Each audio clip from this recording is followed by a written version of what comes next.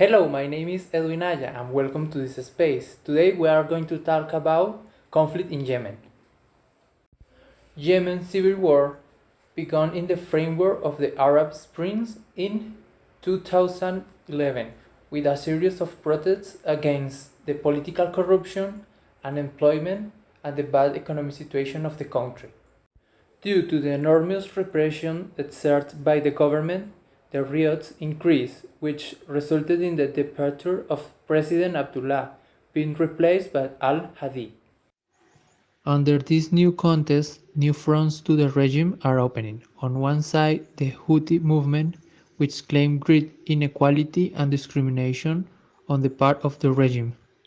On the other hand, in the south, social and economic contempt, added to the clear ideological difference, caused riots to begin to occur that led to the creation of the Southern Independence Movement, which demands the independence of the territories of the old Republic of Yemen.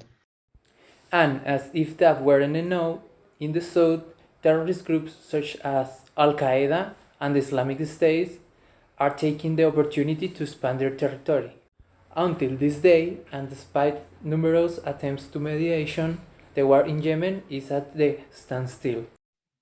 The conflict in Yemen is the result of the people's discontent due to food shortages and lack of equality in region. The popular revolts that broke in Yemen in 2011 forced their president Ali Saleh to leave power after having held it for 33 years. The citizens of Yemen, tired to support that government, decided to make a war to improve their quality of life and have a justice government without corruption. The people was tired of corruption and bad governance. The object of the fight was to improve their conditions and claim the right they lost. Thanks to this integration and the change the power that Yemen in 2014, it can be said that their cause was a rebellion of the people against the new power that didn't give them many benefits, but also can be agreed cause it's attributed to ration of economic interest signs in that revolution. Two terrorist groups were established that take advantage of the discovery of the country to abuse the power in order to establish themselves as the only region in town. Also, corruption and take advantage of any confrontations to sign the terror of Yemen.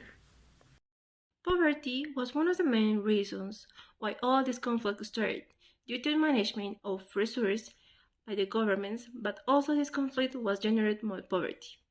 The fighting in Yemen, which has been going for 5 years, has not only caused death, destruction, and disease, but has affected every aspect of Yemen's daily life.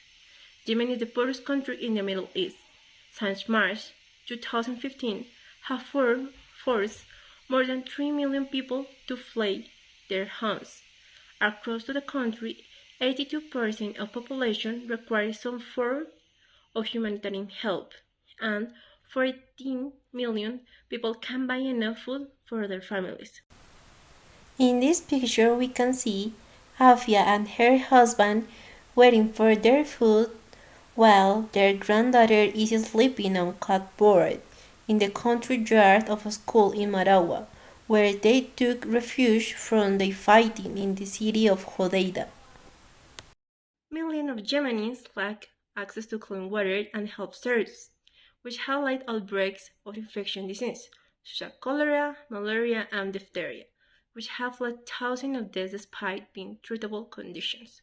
Common chronic disease, such as kidney failure, also turning acute conditions, some of which culminate in death due to the lack of supplies for treatment.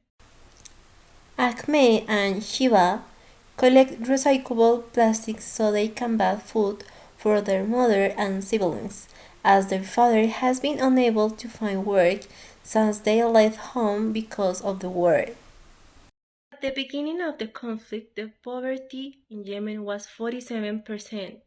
Now, after 6 years of conflict, it is 80%.